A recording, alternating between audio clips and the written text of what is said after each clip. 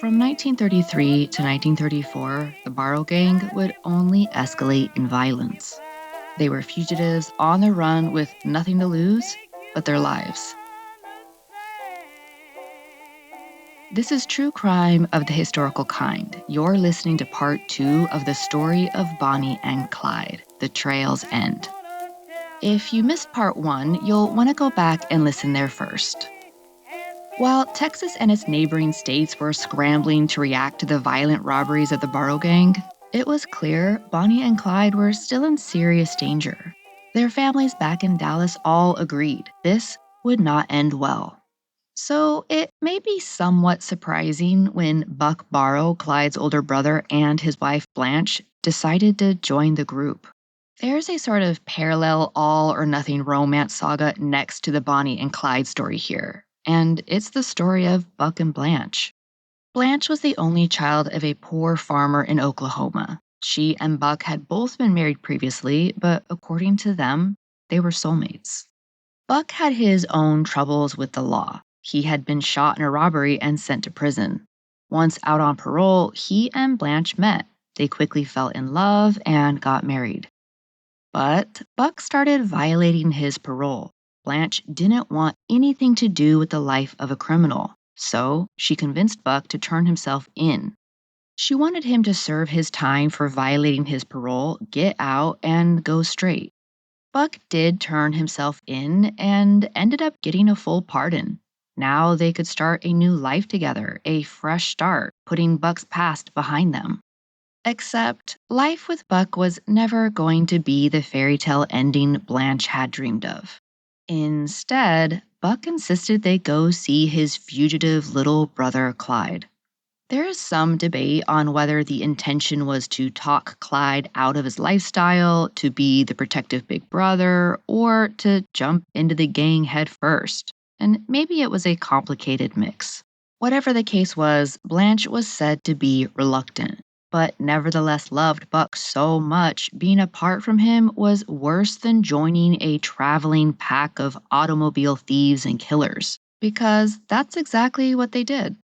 For Bonnie, she was happy to finally have another woman in the group.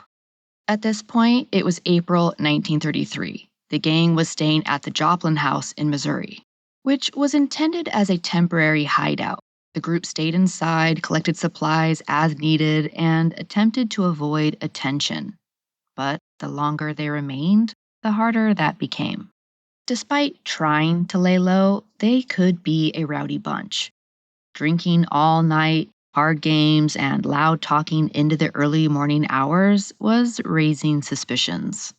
Neighbors began to notice the unfamiliar cars, the loud noises, and people coming and going. Someone must have reached out to law enforcement about the strange activity, because lawmen approached the Joplin house thinking they were possibly bootleggers. As they entered the property, the gang shot at the police. In an exchange, Detective McGinnis was killed instantly. Constable Harriman was shot and later died from his injury. W.D. Jones had been hit on his side. Somehow, a bullet was deflected off of Clyde's suit button, and Buck caught a graze from a ricocheting bullet. But they were mostly unharmed as they fled the scene. They left so quickly that they had no choice but to abandon some of their weapons and their personal belongings, which meant when officers got a chance to go inside, they found Buck's parole papers. So if Buck and Blanche had just been stopping by for a visit, they were now implicated. They also found what are now the infamous photographs of Bonnie, Clyde, and W.D. Jones posing with firearms, cigarettes, and stolen cars. The images would soon appear in newspapers across the country, along with a poem written by Bonnie called Suicide Sal. For the public, the personalization of these fugitives transformed them from names in the paper to the era's version of superstars. The pictures of a couple who looked madly in love made for a different appeal in contrast from other notorious gangsters. They weren't just criminals, they were romantic criminals, which brought in a sexual element in the crime spree that was both scandalous and fascinating to people. By May, they were on the move almost constantly. this time heading north. But life on the road was rough. They were constantly dealing with busted tires, other car troubles, finding safe places to hide out in. They'd meet up, discuss plans, then breaking into smaller groups, all while looking over their shoulders at every turn. Blanche and Bonnie would drive through the night for the men to get some sleep as they went from state to state. It was a grueling way to live. Both women lost a significant amount of weight while on the run, just from lack of nutrition. They'd have to steal to eat, and sometimes the risk wasn't worth the trouble. Despite their reputation for being bank robbers, the gang actually robbing a bank was relatively rare. They relied much more on stolen cars and small businesses for survival. But they did attempt to rob a bank in Lucerne, Indiana, and were more successful in Okabena, Minnesota. Then they headed back south to Louisiana. There, they stole a car in Ruston. The only problem was they took the occupants along with them, adding kidnapping to their list of crimes. Though it was brief and they were released unharmed. Then, in June, while traveling in a stolen vehicle near Wellington, Texas, Clyde lost control of the car. It flipped and landed in a ravine off the side of the road. With the impact, the battery ruptured, spilling acid inside the vehicle and onto Bonnie.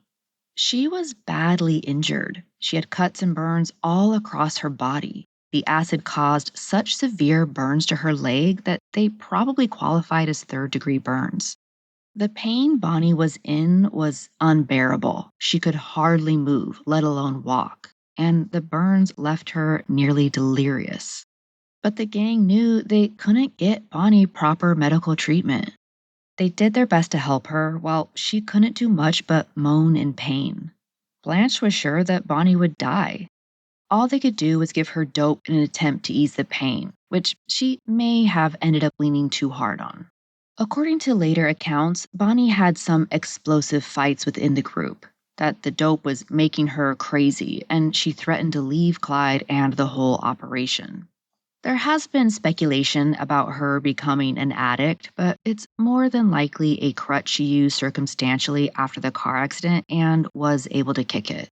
It would take months for Bonnie to recover, though she would never have quite the same mobility.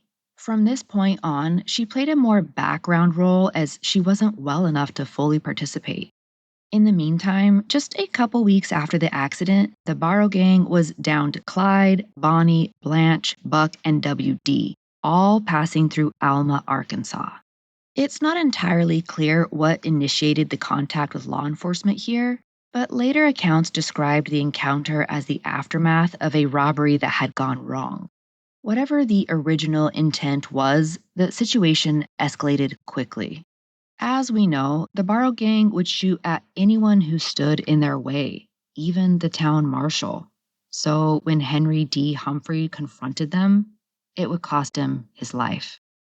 Yet again, they got away and headed towards Platte City, Missouri. Now, into July, the group decided to rent roadside cabins at the popular Red Crown Tourist Court. Blanche rented 2 cabins that had adjoining garages, one for her and her husband, and one for her sister, who was ill, meaning Bonnie. That part was believable just by looking at Bonnie, but the owner found them suspicious. Blanche kept paying for 5 meals instead of 3, kept seeing more people than what she claimed, and Blanche was wearing jodhpur riding pants, the ones that are baggy at the thighs and then fitted at the calves. They were memorable because it was so unusual for a woman to wear those outside of a stable. Not to mention, the druggist in town noticed them buying supplies for wounds. So, when law enforcement officers arrived to investigate, they demanded that the occupants come outside. The gang shot their way out, got in their cars, and drove away as police shot back at them. Buck even ran an officer over. All 5 of them were able to get away, but not without injury. Buck was struck in the head with a serious wound, while Blanche had glass shards stuck in her eye, causing her not just excruciating pain, but losing her eyesight in that eye, while Bonnie was already injured. At this point, everyone had been shot or wounded at one time or another, but they couldn't stop moving. Just days later, the group found themselves outside of Dexter, Iowa. They were taking shelter in Dexfield Park, which had been an amusement park until the Great Depression caused it to close. The location offered space and isolation, but little real protection. Buck was doing so poorly, they dug him a grave. He was alive, but they all knew he was in serious trouble. Blanche was beside herself, refusing to take a moment away from her husband as she tried to care for his injury. This scene at the abandoned amusement park went from eerie to tense. Soon, this is where law enforcement would find them. They had tracked the group's movements and this time came prepared. A shootout ensued. Bonnie, Clyde, and WD drove away, leaving Blanche and Buck in the dust. Worse than that, in the attack, Buck had been shot again. Blanche, refusing to leave her husband's side, was apprehended, and they were both taken into custody. 5 days later, Buck died. For Bonnie and Clyde, their options narrowed. The pressure intensified, law enforcement was catching up to their methods, they were getting better at collaborating with local officials and joining forces to put an end to this crime spree. Even so, Clyde was willing to take things even further. He knew he needed more firepower. So he and WD robbed an armory in rural Illinois. When they were finished, they carried away several Browning automatic rifles, or BARs, along with large quantities of ammunition. By the time the theft was discovered, the men were long gone. It was terrifying because the rifles were military grade firearms capable of sustained automatic fire, far outmatching the weapons of police, especially those in rural areas where officers were underarmed and under resourced. By November, the road led Bonnie and Clyde back toward familiar ground near Dallas. WD, the teenage accomplice, had gone home. But that wouldn't be an option for Bonnie or Clyde. Though they were in familiar territory, they were still very much on the run, and naturally, trouble would find them. As Bonnie and Clyde approached the small community of Sowers, police were already in position, spread out and waiting, hoping to catch them in a trap. As they drove near, shots rang out. Clyde quickly drove away, but he and Bonnie were both hit. They each suffered gunshot wounds, yet another officer was wounded as well. Police couldn't comprehend how they still escaped. As lucky as Bonnie and Clyde may have seemed, the constant flight and injuries were taking their toll. While police simply could not catch Bonnie and Clyde, they were still attempting to form legal cases. By late November of 1933, in Dallas County, prosecutors convened a grand jury, presenting evidence against both Bonnie and Clyde in connection of killing Deputy Malcolm Davis. It's no surprise that they were both indicted on the murder charges, but like I've said before, they'd have to get caught for that to matter. And what now? How long could this crime spree really last? Well, as we know, Clyde Barrow hated Eastham Prison.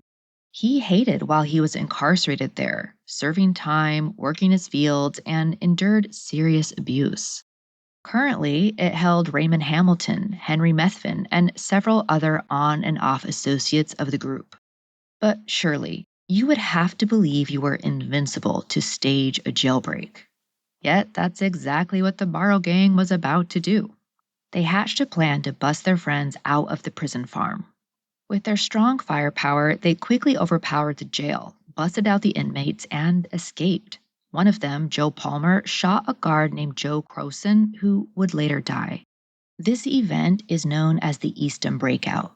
For Texas authorities, it was a humiliation. Not only could they not catch these rebels, but they couldn't stop them from coming into their own institutions and taking their prisoners from them.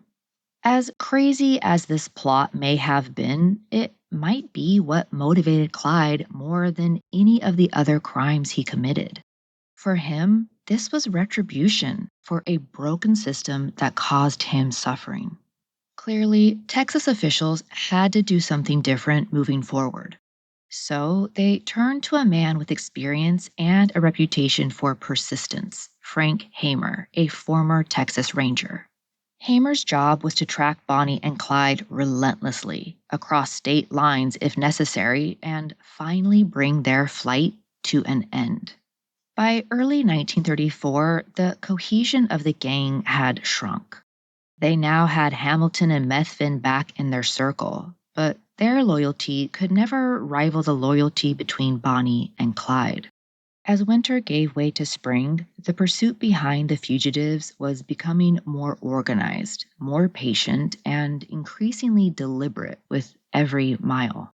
Texas Ranger Frank Hamer was getting better at guessing where Bonnie and Clyde might go next. He and the officers working with him watched patterns of who Bonnie and Clyde still trusted, which relatives and associates continued to offer food or shelter, and which homes were returned to despite the risk. They noticed familiar roads were reused as necessity pulled them back toward the same corridors again and again. So the posse adjusted. Instead of following behind, they began to move ahead.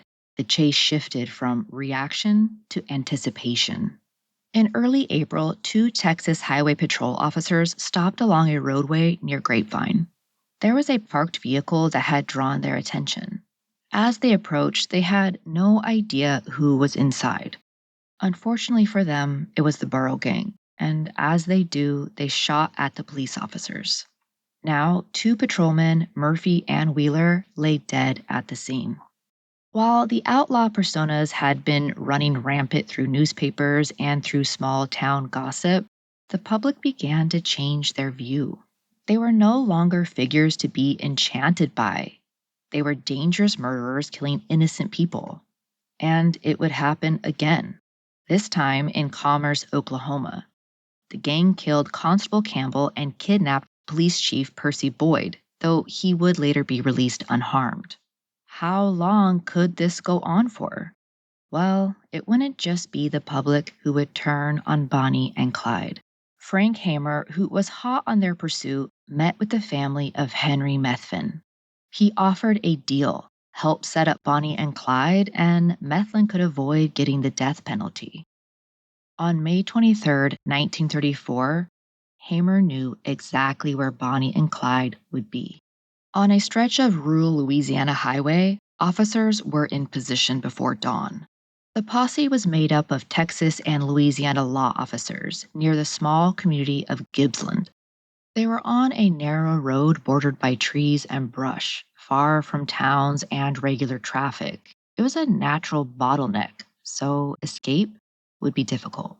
Frank Hamer and the officers hid themselves along the roadway, weapons ready. Hamer had never even seen Bonnie and Clyde, but he had made it his mission to stop them. They waited in silence for hours. They nearly gave up when they heard the sound of an approaching automobile. A Ford V8 appeared on the road with Bonnie Parker and Clyde Barrow inside, completely unaware of what was waiting for them.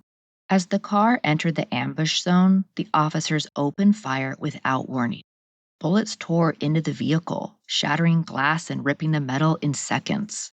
It was a hail of bullets striking repeatedly at close range. Even after the car slowed and rolled off the road, the officers kept firing. They did not want to take any chances. When the shooting finally stopped, Bonnie and Clyde were dead inside the vehicle. This time, there would be no escape. Neither had fired a weapon. The guns recovered from the car were loaded but untouched. Bonnie was just 23 years old, and Clyde was only 25. In the days following that fateful day in May, Texas authorities placed the bodies of Bonnie and Clyde on public display, not unlike a medieval court. In a particularly morbid detail, the undertaker stated that he had a difficult time embalming their bodies because they had been shot so many times. Their bullet-riddled car also became an attraction that can still be seen to this day in Nevada. Their deaths became a spectacle. Photographs were taken and newspapers printed the graphic images. Pictures of Frank Hamer at the scene, proud of finally catching Bonnie and Clyde of the Barrow Gang. At the same time, law enforcement moved quickly to formalize the record. Reports cataloged the damage left behind. At least 9 law enforcement officers had been killed, along with several civilian deaths, robberies, kidnappings, and years of disruption across multiple states. For the people connected to Bonnie and Clyde, the legal consequences were only beginning. The first to face justice was Blanche Barrow. After her capture at Dexfield Park, Blanche was returned to Missouri to stand trial for her role in the Joplin shootout. She had been present when 2 officers were killed, even though she had not fired a weapon herself, and she maintained that she never held a gun. Blanche was convicted of assault with intent to kill. She was sentenced to 10 years in prison, but was paroled after 6. She served her time quietly. Her eyesight, already damaged during the Dexfield Park shootout, continued to deteriorate. By the time she was released on parole in 1939, her life had been permanently altered, though she'd remarried and lived into her 70s. Next came W.D. Jones, the teenage accomplice who had joined the gang at only 16. Jones had been arrested in Houston in November of 1933. Because of his age and cooperation with authorities, he avoided the death penalty. Instead, he was convicted of murder and sentenced to 15 years in prison. He served more than a decade behind bars before being released on parole. Raymond Hamilton had been one of Clyde's closest partners and the man they risked everything for to free from Eastham prison farm. But that freedom was short-lived. In April of 1934, Hamilton was captured and convicted for murder and armed robbery. He was sentenced to death. Hamilton died in the electric chair in 1935. Then there was Joe Palmer. Palmer had joined the Barrow Gang during its final phase, but he was the one that pulled the trigger on the guard in the breakout. After his capture, he was convicted of murder and was executed in the electric chair. Henry Methvin's case was a little different and controversial. Since his family and indirectly he had helped law enforcement set up Bonnie and Clyde, he was allowed to avoid execution. It wasn't just the gang members who faced consequences. Texas and neighboring states made it clear anyone who helped Bonnie and Clyde would be treated as part of the crime. Around 20 people, friends, relatives, and associates who provided food, shelter, or transportation were arrested and charged with aiding and abetting fugitives. At the time, it was a newer charge for the legal system, but the intent was clear. The era of casual sympathy for outlaws was over, at least according to the judicial system. Bonnie and Clyde would still become legends. Even with a massive trail of destruction in their path, it wouldn't be long before people romanticized the tragic end of the lovers on the run. In the years after their death, films, music, and retellings emphasized defiance, romance, and freedom. The victims played a background role as the story evolved. The movies based on their lives were wildly popular. Even Looney Tunes took inspiration from them. Music today still references Bonnie and Clyde as couples who would go to the ends of the earth for each other. Countless books have since used the tragic love story both directly and indirectly. What was unexpected was that Blanche Barrow had left a memoir behind, telling of her time with the gang. It's possible some of it is a bit overindulgent or makes herself and Buck look good, but it's an up-close, fascinating account. It was published long after she had passed away, but it's called My Life with Bonnie and Clyde, which I will link. What made a personal impact was that after Bonnie's death, poetry she had written while in jail was published. One is called The Trail's End, though it's often referred to as the story of Bonnie and Clyde. The entire poem is too long to read, so I'll just include a few of the paragraphs. But who better to explain her own rise and fall than Bonnie herself? You've read the story of Jesse James, of how he lived and died. If you're still in need of something to read, here's the story of Bonnie and Clyde. Now, Bonnie and Clyde are the Barrow Gang. I'm sure you've all read how they rob and steal, and those who squeal are usually found dying or dead. They call them cold-blooded killers. They say they are heartless and mean, but I say this with pride. I once knew Clyde when he was honest, upright, and clean. But the law fooled around, kept taking him down and locking him up in a cell, till he said to me, I'll never be free, so I'll meet a few of them in hell. If they try to act like citizens and rent them a nice little flat, around the third night, they'll invite to fight a sub-gun's rat-tat-tat. They don't think they're too smart or desperate. They know that the law always wins. They've been shot at before, but they do not ignore that death is the wages of sin. Someday they'll go down together. They'll bury them side by side. To few, it'll be grief. To the law, a relief. But it's death for Bonnie and Clyde. This was True Crime of the Historical Kind. Thank you so much for listening. Make sure that you're following, liking, whatever it is on the platform that you're listening to this on. Go and do that, please. And thank you. Until next time, bye.